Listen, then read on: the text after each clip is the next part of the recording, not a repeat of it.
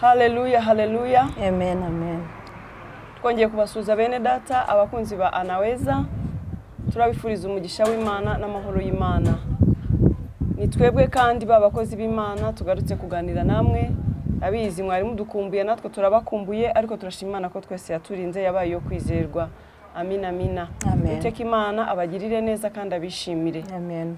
Reka dutangire dusenga. Turagushimira Uteka Imana yacu, Imana ikomeye, Imana nziza, Imana yo kwizerwa no kwiringirwa, uri umunyamaboko, uri umunyambaraga. Tugushyize hejuru ko kuri nyamaboko Mwami, uri umukunzi mwiza udahemuka, uri Imana ibyiringiro bizima, uri imbaraga zacu n'agakiza kacu. Uyu munsi turakunezerewe Mana, tugushimira urukundo rwawe n'imbabazi zawe. Wakoze kutubera amaso, tugushyize hejuru kuri Imana yo kwizerwa, uri Anaweza mwami Imana kugira ngo twongere kuvuga imbaraga zawe no gukomera kwawe. Tuguhaye ikaze rero mwami, ngwino tugushyize hejuru kuri Imana nyamana ushobora byose urahambaye, ukora ibitangaza mwami, uri igitangaza ushobora gukora ibirenze cyane ibyo dutekereza n'ibyo twibwira. Mana yo kwizerwa turakwinginze umugoroba ukora kandi wigaragaze ukora ibirenze ibyo abantu basaba n'ibyo bibwira mwami w'amahoro. Urakoze nyakubahwa izina rya Kristo Yesu. Amen, amen. Hallelujah. Amen. Uyu mwanya rero nejejwe no kwakira umukozi w'Imana turi kumwe uyu munsi wa none. Umutumirwa wacu uyu munsi dufite ikiganiro agiye kutuganiriza ariko turagira ngo abanze abibwire. Turakwakiriye mwene data, Imana iguha umugisha. Anaweza turakwishimiye kandi dushima Imana yagushoboje kuboneka. Amen. Ikaze rero wibwira abadukurikiye kuri Anaweza, bibwire bakumenye hanyuma bitegure kwakira ineza y'Imana biturutse mu byo ugiye kubaganiriza. Yego. Imana iguha umugisha mwene data mukozi w'Imana. Amen. Nanjye ndanezerewe cyane, nezerewe Imana kubw'uyu mugoroba mwiza, nezerewe Imana kuza kuvuga ijambo ry'Imana no gukomera kwayo n'imbaraga zayo. Mbanje kugushimira, wakoze kunyakira, shimiye n'Imana yanyemereye ikampa uyu mwanya. Ndayishimira iby'imbaraga yakoze, ndayishimira ubuntu bwayo butangaje. N'Imana igira icyo ikora kandi ikakirema ikagikomeza. Rero ndashimira abakozi b'Imana bakurikiye bamenye izina ryawe, ari mu kiganiro kindi kirakurikiranye. Yego. Nitwa Musani wabo Joy. Ndi mama w'abana 4, abahungu 2 n'abakobwa 2. Ndi nyirakuru w'abana, mfite abakwe n'abakazana, ntuye muri uyu mujyi wa Kigali. Ndi umukozi w'Imana mu itorero rya Calvary Temple. Ndashima Imana rero ko yambashishije kuza kuganira namwe kuri uyu murongo. Amen. Shimye Imana rero ndagira ngo mbabwire imbaraga z'Imana no gukomera kwayo. Haleluya, haleluya. Imana niyo kwizerwa ibihe byose. Imana igumugisha. Yego. Umurongo wacu witwa Anaweza. Anaweza uzi icyo bivuze? Yabizi ko uzi Igiswahili. Anaweza no kuvuga ngo irashoboye. Yego. Witeka arashoboye, ashobora byose. Imana igumugisha. Turakunezerewe, wiyumvemo ikaze. Abakunzi ba Anaweza aho muri mumfashe kwakira umukozi w'Imana, mumbwire ngo ikaze. Haleluya. Imana ibaho umugisha, umukozi w'Imana adufitiye byinshi byiza. Turagenda tugubwa neza uko Umwami Imana yabiteguye. Reka tuganire ku ijambo ry'urufunguzo, ijambo rigufiya cyane. Hanyuma umukozi w'Imana niwe ugiye kutuganiriza, niwe udufitiye agapfunyika k'uyu munsi. Umukozi w'Imana Joy, nyemerera mbanze nganire n'abakunzi ba Anaweza ijambo rigufiya. Yego. Ritubere nk'urufunguzo rw'ibyo tugiye kuganira. Ndagira ngo mbanze mbibutse uyu munsi ikiganiro cyacu gifite insanganyamatsiko ivuga ngo nawe Uwiteka yakugirira neza. Yego. Nawe Uwiteka yakugirira neza. Nawe wagirirwa neza n'Umwami Imana. Haleluya. Nawe yakugirira neza. Yego. Tugera gusoma ijambo ry'Imana igitabo cya Yeremiya ibice 32. Yego. Umurongo waho wa 27. N'indi ryo jambo turi bugenderemwo risa n'insanganyamatsiko yacu, rifite aho rihurira n'insanganyamatsiko rigaragaza imbaraga z'Imana. Yego. Iri jambo riravuga ngo nawe ushobora gufata Bibiliya yawe aho uraho ngaho cyangwa se ukandika ukaza kubisubiramo ugeze mu rugo ubonye umwanya wo gutuza. Yeremiya 32 umurongo wa 27. Dore ndi Uwiteka Imana y'ibifite imibiri byose, mbese hariho ikinanira. Amen. dore ndi Uwiteka Imana y'ibifite imibiri byose. Mbese hariho ikinanira. Haleluya. Mukunzi wa Anaweza TV, utitaye ku bihurimo, udacitse intege, utanamutse, mbega birenge ibyo urimo birenge, wibuke wongere kwibutswa ko Uwiteka ari Imana y'ibifite imibiri byose. Icyo nari mvuze ngo utitaye ku bihurimo cyangwa utarebye ku bibazo ufite, nuko Imana iri hejuru y'ibyo bibazo byawe. Uwiteka ni Imana y'ibifite imibiri byose. Ngo mbese hariho ikinanira? Yego. Nta kinanira Imana, nubwo situasiyo waba urimo yaba imeze nabi gute, nubwo waba uri mu bikomeye bingana bite, nubwo wenda waba urwaye urembye uri mu bitaro, aho waba uri hose. Ariko ndagira ngo iri jambo rigusubizemo intege. Dore ndi Uwiteka Imana y'ibifite imibiri byose. Mbese hariho ikinanira? Amen. Imana ni nkaho itubaza kuko ibona yuko hari abacitse intege babona ko ibyaba Imana itabishoboye. Ubisikira ijambo rigaragaza uvuga ngo hari abacitse intege, hari abafite kwiganyira kwinshi, hari abafite ubwoba, abana b'abantu kwizera kwacu kujya kugabanuka iyo tugeze mu bikomeye. Ijambo ry'Imana rero riratubwiye ngo dore ndi Uwiteka. Nubwo ucitse intege, nubwo unamutse, nubwo wihebye, ariko burya ndi Uwiteka Imana y'ibifite imibiri byose. Mbese hariho ikinanira? Nawe utekereze umutima wawe, birashoboka yuko wumva hari ikinaniye Imana kubera ibyo urimo wenda bigukomere. Ashoka ko kwizera kwawe kwagabanutse, ariko ni intege nke zawe cyangwa zanjye kutizera. Ariko Imana yacu ni Imana y'ibifite imibiri byose, nta kinanira, nta n'ikirogoya imigambi yayo. Rero mukozi w'Imana, iri jambo byari urufunguzo rwo kugira ngo abakunzi bacu Anaweza twongere kwibukiranya nabo ko Uwiteka ari Imana y'ifite imibiri byose. Niyo Imana iduha iryo jambo, ibibona njyewe mama Matilda wenda nacitse intege kubyo nyuramo, ibibona se wowe mukozi w'Imana jyewe wacitse intege, cyangwa se umukunzi wa Anaweza udukurikiye, hari igihe ducika intege kubera ibyo tunyuramo. Ariko reka twongere gusubizwa intege mu bugingo n'iri jambo ritwibutsa ko Imana yacu ari Imana y'ibifite imibiri byose, nta na kimwe kinanira. Imana ibaha umugisha. Reka rero mukurikira iki kiganiro tugiye kuganira n'umukozi w'Imana Joy, kandi ndabizi uri busubizwe intege mu bugingo. Umugambi w'Imana ni mwiza, nta kimana ikorera guhomba.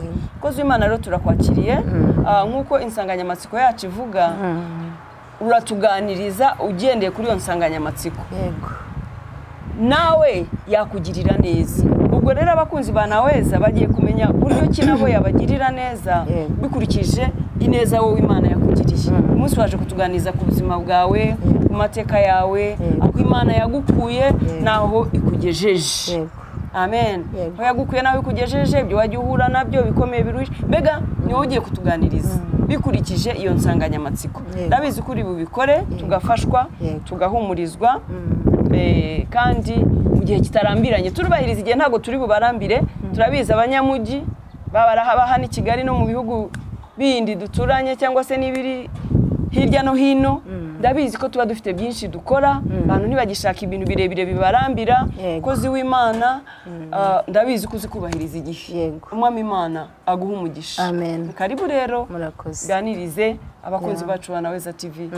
Kandi umwami Imana aguha umugisha. Uri smart mama Joy, urasa neza, ndabona wuzuye ubwiza bw'Imana. Nukuri biteye amatsiko. Mfite amatsiko yo kumva ubuhamya ugiye kuduha, kuko biragaragazwa nuko usa n'inyuma.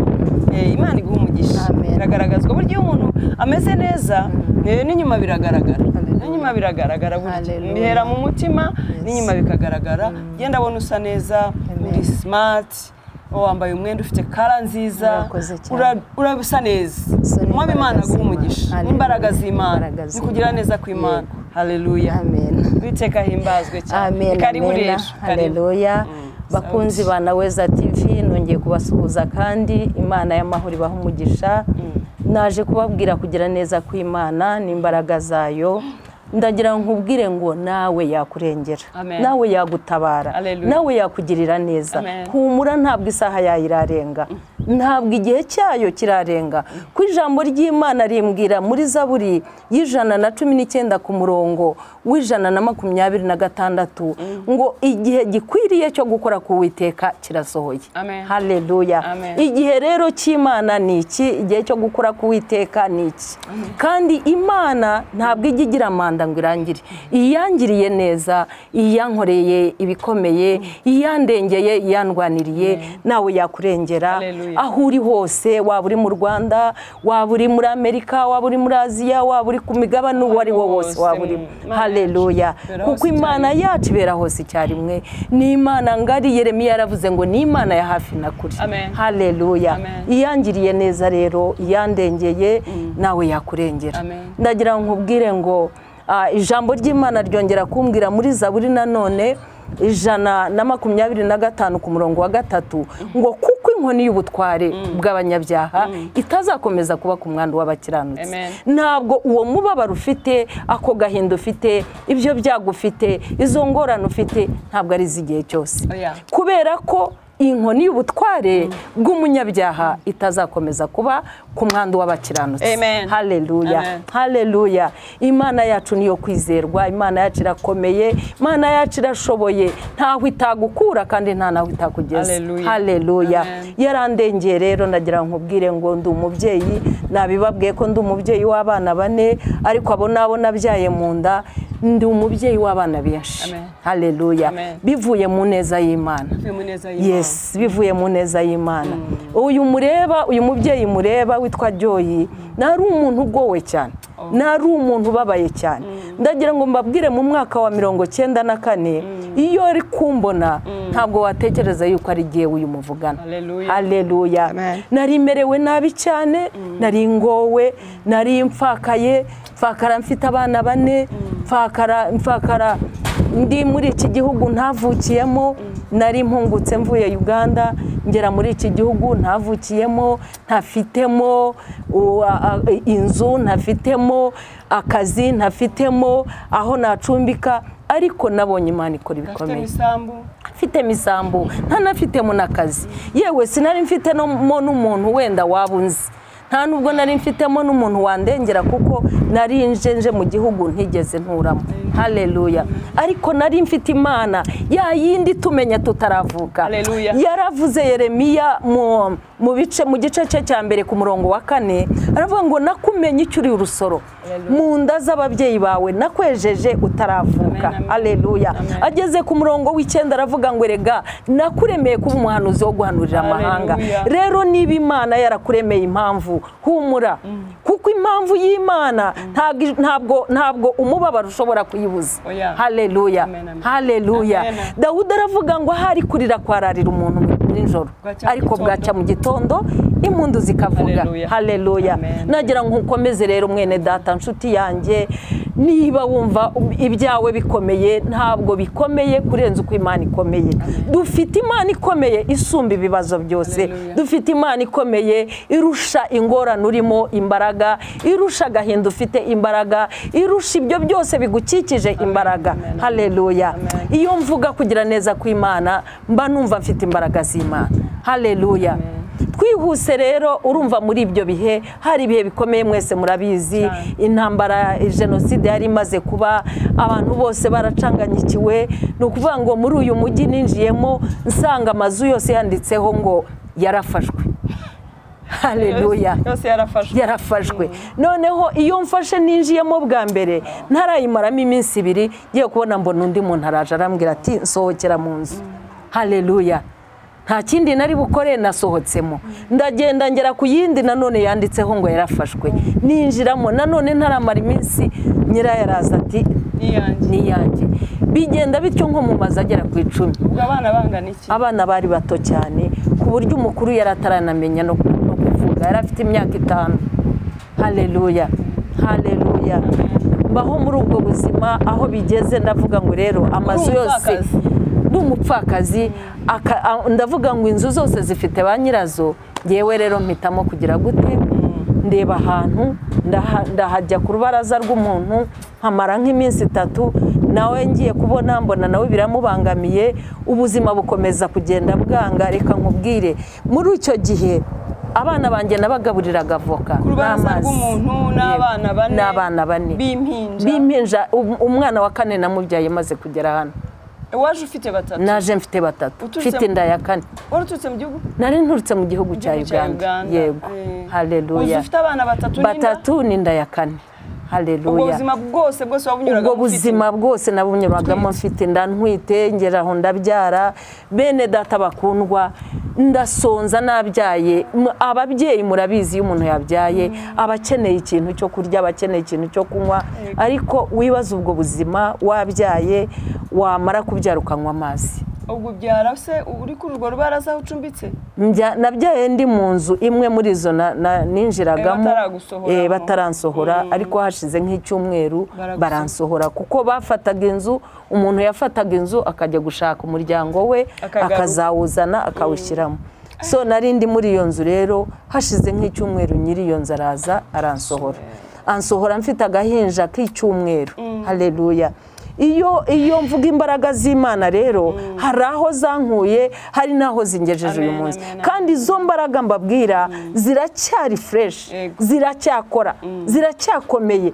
ziracyashobora kugukura aho uri nawe haleluya Imana ishobora kukurerera Imana yakurwanaho Imana yakugaburira Imana yakwambika Imana yakubakira Imana yakora ibintu byose mva aho ngaho n'utwo twana mbona ko mu mujyi byanze njya mu giturage nagiye ahantu hitwa Nyagatare mu Burasirazuba ndagenda mbayo hari amazu ari aho ngaho atarimo abantu ni ahantu bita mu Kizungu hari amazu ari aho abereye aho ndagenda nyajyamo ndatangira ndashakisha kugeza igihe naboneye amafaranga 500 ndabyibuka neza 500 niyo nahereyeho ntangira gukora business 500 haleluya mukozi w'Imana muri 94 500 yari menshi cyane haleluya ukurikije hari isoko ahantu bitaga mu Kirimburi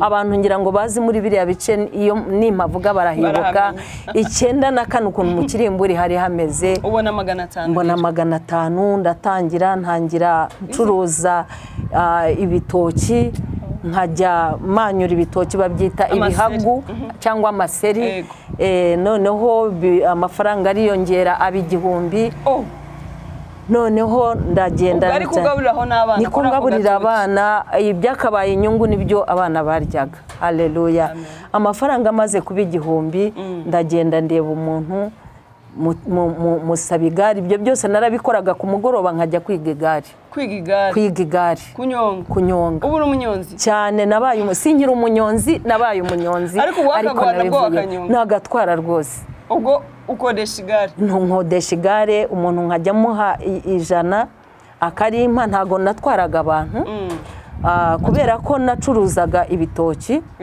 naragendaga nkajya hakurya muri Uganda ahantu bita Rwamatunguru ngira ngo nimpavuga abantu bazi muri ibyo bice barahazi nkagenda nkarangura y'ibitoki nkabishyira kuri rya gare 2 mu mpande 4 hejuru nkanyonga igare Yesu nashimwe cyane nagera ku musozi nkasunika urumva ibitoki bitandatu hari urugendo rurerure ariko utarara ntabwo nararaga kuko narazindukaga saa 12 nkaba ngeze muri iryo soko noneho nkarangura ibitoki byaguraga make cyane kuko ni mu Bugande noneho nkagaruka mu masaa 6 nabaga ngeze Nyagatare hariya mu Kirimburi ukaza kugeraho umanuka kubera umusozi nageraho manuka nkarijyaho nageraho nzamuka nkarivaho nkacunga yego hariho ibitoki bitandatu hejuru 4 ku mpande 2 Yesu nashimwe cyane rero nshuti zanjye Anaweza TV nizere ko mukurikira yego kandi abizi ko tutari usigara uko twari tumeze ugacunga igare hariho ibitoki bitandatu 2 mu mpande ibindi mu mpande ibindi 2 ibindi 4 hejuru 4 nabishyiraga hejuru ku ntebe y'igare hanyuma 2 kimwe hano ku ruhande ikindi hano ku ruhande byose bikaba bitandatu nkacunga ahazamuka nkacunga nagera ahantu haterereye cyangwa hamanuka nkajya ku igare Yesu nashimwe cyane amen nkajya mu isoko rya Nyagatare aho bita mu Kirimburi nkakata amaseri nkacuruza ibisigaye abana banjye bakabirya Yesu nashimwe cyane mbaho ubwo buzima yari intambwe yego yari intambwe abana babona ibyo kurya noneho ngeraho mbona n'amafaranga yo gukodesha inzu nabaye mu nzu y'amafaranga 500 ukwezi nishyura amafaranga 500 nayo yari intambwe ikomeye kuko ayo mazu nari ncumbitsemo yari amazu y'abarimu babigishaga kuri riya shuri ryitwa Muvumba ubu ngubu ni Mbombo hanyuma rero baza kujya mu mazu yabo mvamo noneho mbona zisigara ari za leta noneho njya gukodesha inzu ya 500 hariya Nyagatare ushobora kwiyishyurira yego noneho ntawe uri bugusohore ntawe Imana yari yanteje intambwe amen haleluya ubwo kazi ko kunyonga wagakoze igihe kingana iki nagakoze igihe cy'imyaka 2 kuko natangiye 94 mu kwezi kwa 12 95 gatandatu 97 nibwo nakaretse ya 97 rero uti waje kukareka ute urumva iyo mvune yose n'ukuntu natangiye kunyonga igare ariyo nkibyara byari bikomeye haleluya yego naje rero kurwara impyiko kubera uko kunyonga igare ntarakomera umugongo kandi mbikora buri munsi kandi mbikora bimvunnye nza kurwara impyiko ndashima Uwiteka Imana ko ari Imana y'kwizerwa Imana ntabwo igabura gusa ahubwo Imana iranakiza ubwo naje kujya Nyagatare mu bitaro ndarwara urarwaye uraremba ujya mu bitaro nararwaye ndaremba njya mu bitaro ahubwo ndanapfa twanandadusiga mu rugo ubwo nari mfite mugenzi wanjye nari ncumbikiye adusigaramo ari ushoboye nawe gucumbikira abandi yego urarwara uraremba cyane ndarwara ndaremba ndashimira mwene data hari murumuna wanjye nimbivuga arabyumva cyane niwe wandwaje hanyuma ngeraho nsa nuvuye mu mubiri ariko Imana irankiza amen Yesu nashimwe cyane nuvuye mu mubiri yego no kuvuga ngo nararwaye ndaremba ngeraho ngaho nsa nupfuye yego mbega wararembye ugera kuri nararembye no kuvuga ngo nararembye n'umwuka unshiramo Yesu nashimwe cyane kugeza ubwo Uwiteka Imana yangaruye mu mubiri Yesu nashimwe cyane ndashimira murumuna wanjye witwa Jenny niwe warundiho icyo gihe Imana imuha umugisha mwinshi naje rero ndaremba no kuvuga ngo narapfuye ngewe nisanze nzutse kuko nabari bandwaje bambwiye yuko navuye mu mubiri ndetse bagashaka kunjyana muri morgue bashaka kujyana muri morgue kuko nararwaye cyane icyo gihe abaganga b'impyiko ntabwo twari tubafite mu Rwanda noneho irampembura banzana Kanombe nahamaze amezi 6 Imana irankiza yego banzana Kanombe niho narwariye mara amezi 6 mu bitaro ariko Imana iramvura wadusize twonyine yego nadusize twonyine amen Imana irankiza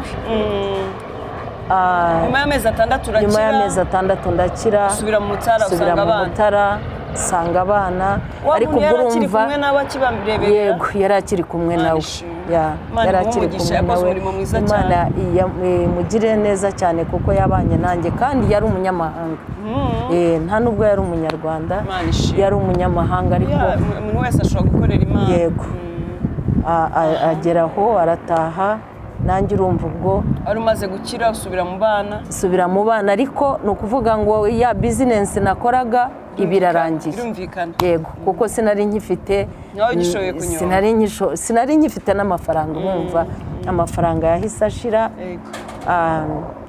noneho mva mu mujyi Nyagatare njya aho bita Rurenge noneho mu cyaro noneho ntangira gushakisha guhinga njya guhinga kugira ngo mbone ibitunga abana bwari ubuzima bugoye cyane bukakaye ntaho uhera ndagenda ntangira mpingira abandi kugira ngo mbone ibyo ngaburira abana nkahinga bakampa ibyo ndi bugaburira abana niba ari imyumbati niba ari ibitoki niba ari ibijumba gutyo nangiye mpabona isambu barayiguha se uragura oya ntabwo naguze icyo gihe ntabwo banyatiye icyo gihe leta yatuzaga abantu yabahaga amasambu nanjye mbona isambu ntangira kwihingira ntangira kubeshaho abana noneho bivuye mu maboko yanjye igihe kiragera uko ngenda mpinga nkagurisha ya myaka noneho nza kuvuga ngo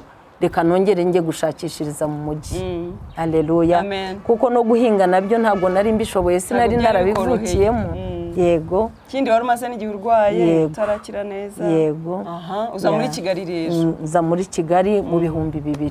Uzuzanye n'aba bana se? Nje kubanza gushakisha imibereho. Icyo gihe ababyeyi banjye nabo bari baratashye. Baravuye Uganda? Baravuye Uganda. Bari mu Mutarara? Yego. Nabo baje muri 99. Yego. Baraza noneho basigarana abana nanjye nza mu mujyi. Abana nibura basigarana na sekuru? Yego, basigarana na sekuru na nyirakuru. Nanjye ntangira kuza gushakisha imibereho, ariko mwene data byari ibintu bigoye, byari ibintu bigoye byumve ngo byari bigoye. Haleluya. Nagira ngo mbwire rero umuntu wumva ko ibye birenze, nta kintu kirenze ku Mana, nta kintu Imana yananirwa, nta kintu Imana itagukorera. Haleluya. Ngera mu mujyi ntangira gushakisha, nta kazi ntakoze uretse akazi ko kwigurisha k'abakobwa b'indaya. Nakoresheje amaboko yanjye, nakoze akazi kose gashoboka gakorwa n'umuntu. Yesu nashimwe cyane. Kugira ngo ubone icyatunga abana. Kugira ngo mbone icyatunga abana. Noneho n'ababyeyi. Kuko basigaranye n'abana, kandi nabo ntacyo bafite ababyeyi. Yego. Kandi icyo gihe abana birumvikana bagendaga bakura, bajya ku ishuri, abana bariga, nkashakisha minerivare, nkashakisha ibitunga, amakaye, bibatunga, ibitunga ababyeyi. Bigenda bityo rero komeza gushakisha. Ni nk'iki wakoze? Tuvuge ukigera inaha niki wabanje gukora? Nkigera inaha ngaha rero mu mujyi mu bihumbi 2. hari umumama umwe twari twarabanye Uganda, yari afite resitora. Yego. Yari afite resitora, noneho amakazi muri resitora ye. Waguha akazi muri resitora? Yego. Ako kazi narakoraga, nkakora kuri kontwari, nkateka, nkoza ibyombo, nkaseriva, mbese nari byose. Bari bakeya cyane. Nakoranaga n'abana b'abahungu 3, ariko urumva kuko nari ndi umuntu mukuru, kandi uwo muntu wari umpaye akazi yaranyizeye, kandi nanjye nakoraga kugira ngo anezerwe, nanjye ako kazi kagumeho. Narakoreye hariya kuri stade, ndagakora mu bihumbi 2, 2001, 2002 mbona kandi kazi muri Kiye. Yego. Muri Kiye? Yego. Mbona akazi muri Kiye. Muri resitora y'abanyeshuri nanone yari muri Kiye. Yego. Hari umuvandimwe wakampaye yajyaga aza kurya muri iyo resitora nakoragamo, abona ukuntu ndimo gukora, abona ukuntu ibintu byanjye bigenda neza. Urumva gukora neza biguhesha kubona kandi kazi. Yego. Ubwo nakoreraga ibihumbi 10. Yari menshi. Yari menshi. Noneho ubwo ngiye muri Kiye nkorera ibihumbi 25. Haleluya. Ubwo urumva abana barakomeje bariga, ngenda ntera imbere muri twa dufaranga, nkagenda mbika duke kugeza igihe nanjye nashoboreye kwikorera akantu k'akabizinesi. Ubwo ugakodeshamo akazi akumbubamo? Naracumbikaga. Naracumbikaga. Hari umuvandimwe wancumbikiraga. Umuvandimwe wancumbikiraga. Ndakomeza. Igihe kiragera rero, ka kazi gahagaze, mba mbonye udufaranga dukeya, nanjye ntangira kwikoresha. Ntangira ka bizinesi ko gucuruza amata. Haleluya. Ntangira ka bizinesi ko gucuruza amata, nkateka icyayi, nkacuruza amata, rangura amandazi, nkagaburira abantu, ka bizinesi kagenda kiyongera. Ariko kubera ko nari ndiho umuhamagaro w'Imana, mwene data reka nkubwire, nta kintu Imana ikorera guhomba. Uwo mubabaro urimo wihangane, ubaze Imana niba uri kubabazwa nk'uko Imana ishaka. Haleluya. Icyo gihe nari ndi muri ibyo byose, ariko ndiho umuhamagaro w'Imana. Imana yari yarampamagariye kuzayikorera, nk'uko mureba ubu ngubu ndimo kuyikorera. Igihe rero kiragera, kubera ko Imana yanshakaga, Imana yashakaga kunkoresha ka bizinesi, gasa nkaho gahagaze. Yesu nashimwe cyane. Kaka business karahagarara, ntumbaze ngo kahagaze gate, ukuboko kw'Imana kwaje kugakuraho, noneho ntangira gukorera Imana. Uti watangiye gute? Natangiye nsenga. Natangiye nsenga, ntangira nsenga, ya business birahagaze, noneho n'abana babananiwe kwiga, n'ababyeyi mbananiwe gushobora kubafasha. Haleluya. Ariko Imana yansunikiraga ahangaha ndi. Yesu nashimwe cyane. Haleluya. Muri icyo gihe rero ndagira ngo mbabwire, ukuboko kw'Imana ntago uzakubona kuvuye mu ijuru ngo kuze kugukoreho. Haleluya. Ntago uzabona ukuboko kw'Imana kuzanye umuceri cyangwa igitenge cyangwa isukari. Imana izakoresha abantu. Haleluya. Imana izakoresha abantu. Nicyo gituma dukwiriye kwicara dukunda abantu. Dukwiye kuba dukunda abantu, kandi nagira nkubwire ubereho. Turi ingingo zigirirana kandi imihamagaro yacu iratandukanye. Hari Imana iba yarahamagariye gufasha abababaye, guhoza abarira, gusura abarwayi, kugaburira abashonje, no kwambika abambaye ubusa. Ubwo nagira ngo nkunganire ako waruvuze uti dukunda abantu. Ni impano, buri muntu aba afite impano ye. Reka tuvunagure abakunzi ba Anaweza TV bagifite amashusho yo gukurikira. Yego. Ubwo rero utangira umurimo w'Imana. Ntangira umurimo w'Imana, ntangira gusenga, numva mfite inyota yo gusenga, numva nta kindi kintu nakora, noneho numva ntangiye gusenga, ntangira kubaza Imana iby'ubuzima bukurikiraho. Yesu nashimwe cyane. Imana rero yahagurukije abantu, Imana ikoresha abantu, abana banjye bariga, abana banjye barambara, nanjye kumvira no gukorera Imana. Nayo yita ku byawe. Yego. Icyo dusabwa ni ukumvira Imana mu byo dukora byose, mu buzima bwose unyuramo. Ikidukwiriye ni ukumvira Imana. Haleluya. Haleluya. Abana bariga, ndashimira Imana kubw'abantu Imana yakoresheje muri icyo gihe bakumvira. Abaha umugisha mwinshi cyane, ndabizi hari abankurikiye. Ndashimira Imana kubamfashije mu buzima bwanjye, abangaburiye, igihe cyarageze.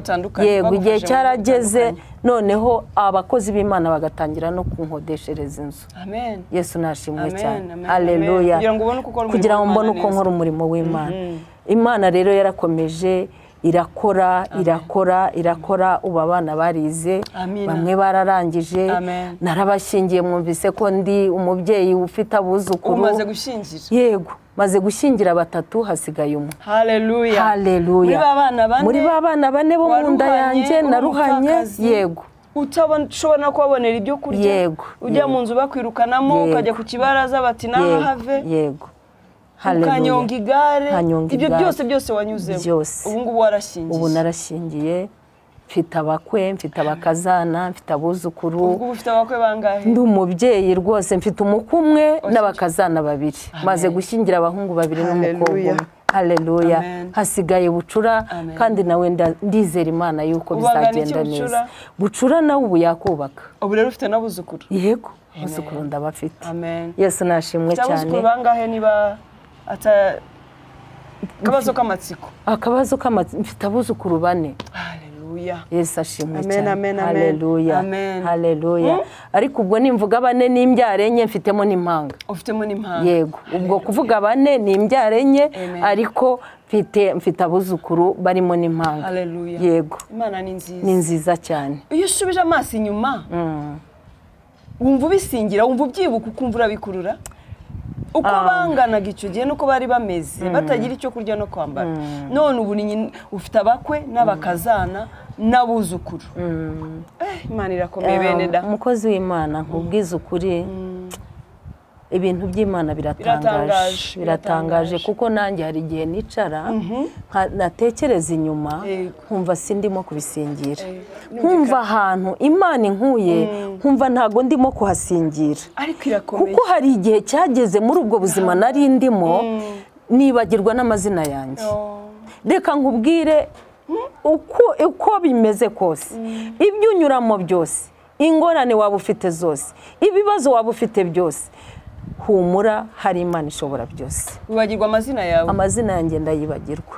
nabaga njya ahantu hamwe mu cyerekezo kimwe nkisanga nagiye mu kindi cyerekezo kubera ibitekerezo kubera umubabaro kubera agahinda ariko reka nkubwire ubu ngubu ndi umubyeyi abandi bantu bifuza kumva mama wawe muri ba bana nakubwiye bane mfite abana benshi hari igihe najyaga nsenga muri ibyo bibazo muri izo ngorane mu ntambara ndimo gusaba Imana icyo nagaburira abana ndimo gusaba Imana minervare zabo ndimo gusaba Imana ahantu yego ndimo gusaba Imana ahantu nacumbika Imana ikambwira ngo nguhaye abana nabo ufite bakunaniye nabo mfite bananiye Imana rero ni igitangaza by'Imana ntuzashakishe formula yabyo yarabampaye biyongera kuri babandi turabana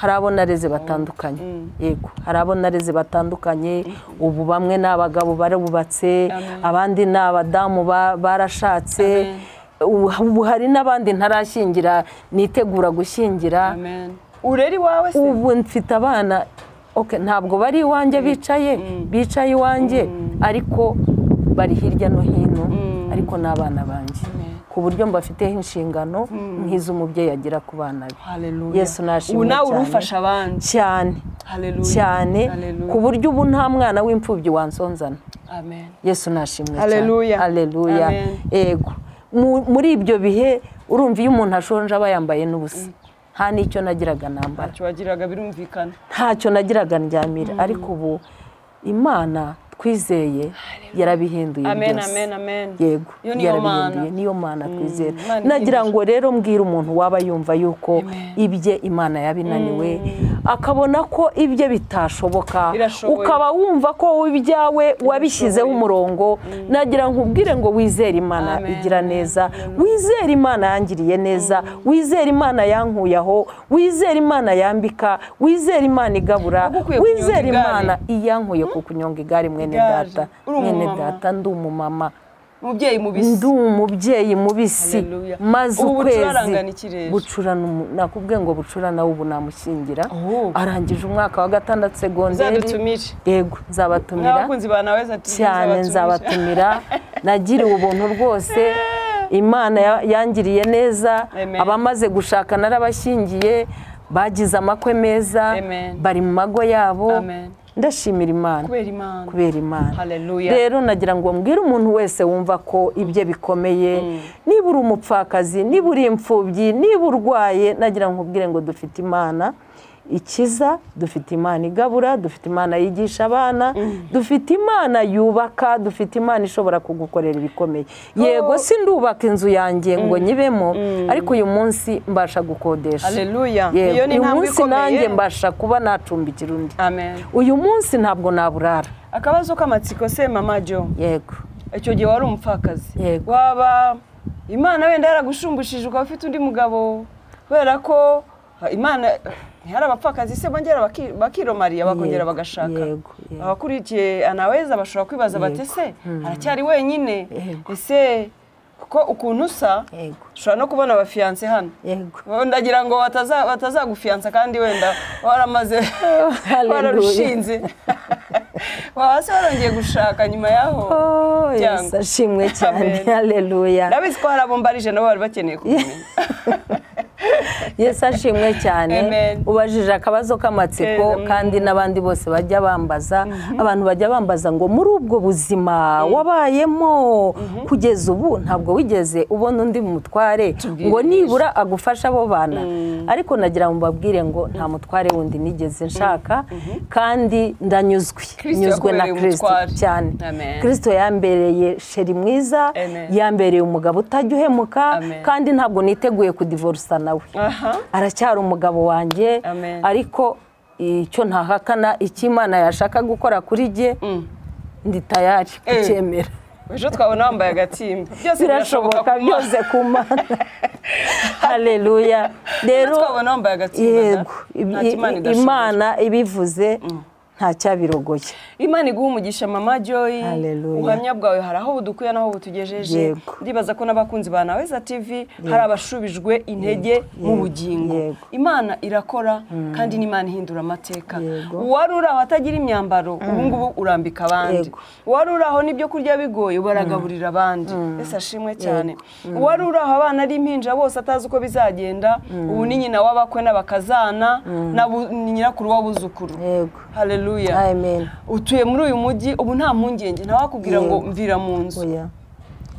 Kwezi kurashira ukishyura inzu. Byanamugora cyane. Nta nubwo ari ibyo byonyine rero Imana yakoze. Imana yampaye n'ikibanza muri iyi Kigali. Ubu kugira ngo umuntu anyimure muri Kigali byamugora. Hahandi najyaga mu nzu nyirayo akaza akambwira ngo sohoka. Ubu kugira ngo unkure muri Kigali byakugora. Biragoye. Yego. Ufite ikibanza? Mfite ikibanza sindubaka ariko mfite ubutaka muri Kigali. Yego. Kuba ufite ikibanza cyanditseho amazina yawe. Bikomeye se? Birakomeye cyane. Utaragiraga huba. Imana irahambaye. Imana iguha umugisha. Ibyo byose ndumva ari imbuto zo kwihangana. Byavuye mu kwihangana, byavuye mu kwizirika ku Mana uyikomerezaho, iguha imbaraga, irakurerera, none ubugezaho nawe ubasha kurerera abandi ukabafasha. Ejo n'ejo bundi iyo yagukuye aho hose n'inzu izayubaka cyane. Nisezerano ni akabazo gatoya cyane ukurikije aho igukuye nawe kugejeje. Haleluya. Umwami Imana aguha umugisha.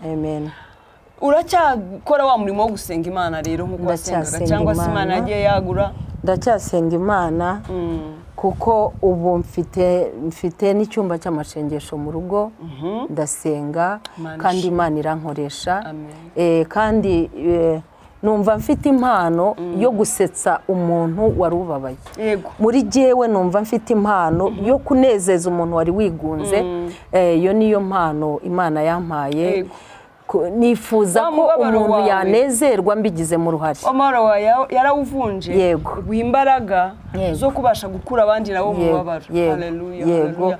Nifuza rwose. Imana riravuga ngo byose bifatanizwa hamwe kuzana ibyiza ku bakunda Imana. Hari igihe Imana yemera ko tunyura mu bintu kugira ngo izadukoreshe kandi ngo abazi Imana yabo bazakomera. Nibamara gukomera bakora iby'ubutwari. Keretse ngo kubava mu masezerano ari nta mpamvu. Ariko abazi Imana yabo bayigumyeho bayinambyeho izabakoresha iby'ubutwari. Urumva ko imirimo iri gukoresha ni iy'ubutwari kuko wayikomeyeho. Imana rero iguha umugisha mukozi w'Imana. Kubera umwanya wacu turasubikira aha ariko nzi neza ko iki kiganiro hari uwo kiri bufashe, hari uwo kiri busubize intege mu bugingo kandi abakunzi bacu nibagukumbura tuzongera tugutumire uzabe witeguye. Nanjye ndabyumva ko icyo nawe wiyemeje ari ugukorera Imana. Ntabwo tuzagutumira ngo tukubure. Imana izagukoresha iby'ubutwari. Ariko tukiraho akantu kamwe gusa ngiye kukubaza. Ndumva jewe nibuka ko cyagiye niga muri kiye hari muri mwaka wa muri kangahe ko nabyibuka za 2008 aho 2009 ndumva twarahuriye muri kiye. Kurya se wakoraga muri ya restaurant? Niko wakoraga muri ya restaurant? Yego. Imana ishimwe cyane. Haleluya. Ndumva ariho munsi wa mbere, ariho hantu hambere dushobora kuba twaramenyaniye. Imana ishimwe rero, komeza ukorera Imana. Komeza uvuge kugira neza kwayo, komeza uvuge imbaraga zayo, izakomeza ikora iby'ubutwari, izakomeza ikugirire neza. Turagushimiye kwabaye wo kwizerwa. Icyo nasabaga abakunzi ba Anaweza TV banyumva cyangwa banandeba nagira ngo mbasigire ibanga rimwe. Ijambo ry'Imana muri Timoteyo wa mbere ibice 6 ku murongo wa 6 riravuga ngo icyakora koko kubaha Imana iyo bifatanyije no kugira umutima unyuzwe ngo bizana inyungu nyinshi. Nagira ngo mbasabe mureke tunyurwe. Unyurwe n'ukuri, urye gakeye unyurwe, ube wambaye akenda kawe unyurwe, ube waburaye unyurwe. Mu buzima bwose urimo unyurwe. Twige kunyurwa kuko iyo wanyuzwe ntabwo ushobora gutatira igihango. Iyo wanyuzwe kandi cyakabiri kubaha Imana ukagendera mu mategeko y'Imana ukayoborwa nayo ntabwo ushobora gukorwa n'isoni kuko ijambo ryayo rirambwira muri Zaburi ya 25 ku murongo ndumva ari wa 7 yavuga ngo siko bizaba kubategereza Uwiteka nta uzakorwa n'isoni yiringira Uwiteka. Rero bakunzi bene data bakunzi ba Anaweza TV reka twubaha Imana kandi tunyurwe kunyurwa bizana inyungu nyinshi. Kunyurwa bituma wihangana, kunyurwa bituma ugera ku isezerano, kunyurwa bituma udatatira igihango, kandi kunyurwa bikugezaho Imana igushaka. Imana ibaha umugisha. Murakoze cyane. Turagushimiye Mama Joy, umwami Imana guumugisha. Nizeye ko abakunzi ba Anaweza bafashijwe. Iyi televiziyo yacu icano yacu yahoze yitwa Anaweza TV. Nza kureba nsanga ikwiriye kwitwa Anaweza Daima. Anaweza Daima ubwo no kuvuga igiswahili numvise ukizi. Anaweza Daima no kuvuga ngo arashoboye ibihe byose.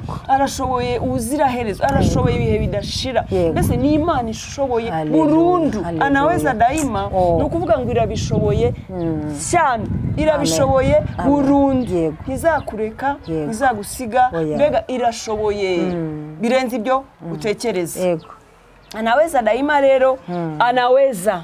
Hata matatizo yako anayaweza. Hata changamoto zinawezekana mbele za Mungu. Ibyo bikomeye byose Anaweza Daima. Ni Imana idahinduka. Mwana w'umuntu yagufasha ariko akageraho asubikira.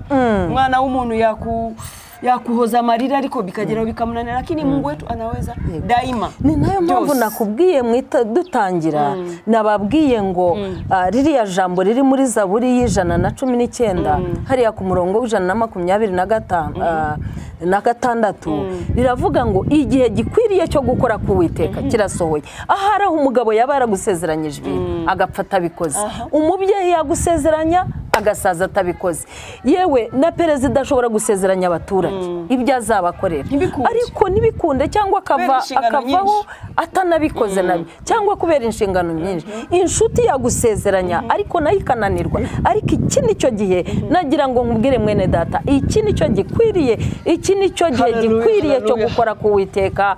Imana ibaha umugisha kandi Imana ibagirire neza. Imana igumisha Mama Joy, turakunezerewe. Ngaho soreza isengesho rigufi cyane. Dusezera abakunzi ba Anaweza kuko bafite inshingano nyinshi. Isengesho rigufi cyane. Reka duhuze umutima. Mana yacu nziza, se umwami wacu Yesu Kristo, murengeze ubugingo bwacu kandi mukozi w'umuhanga. Turagushimira imirimo itangaza wakoze, turagushimira ko watubereye Imana. Twarimo tuvuga imirimo wakoze, twavugaga ibitangaza wakoze mwami. Uri Imana itabara ntihagire ugutanga imbere. Jambo ryawe